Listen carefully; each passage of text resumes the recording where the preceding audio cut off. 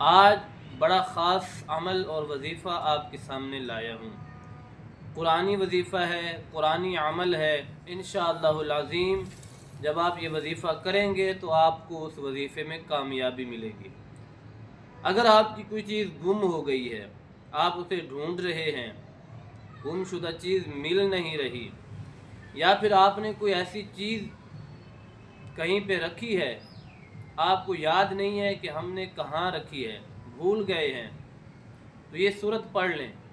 انشاءاللہ العظیم جتنا جلدی آپ یہ وظیفہ کریں گے اس سے بھی جلدی آپ کی گم شدہ چیز ملے گی، اور پھر اس سورت کی برکت سے آپ کے علم میں برکت آئے گی، آپ کا ذہن کھل جائے گا، آپ کو وہ چیز یاد آ جائے گی جو آپ بھول گئے تھے۔ تو انشاءاللہ العظیم یہ وظیفہ کریں، سورۃ الضحیٰ کا، والضحیٰ واللیل اذا سجا، اس سورت کو پورا پڑھیں۔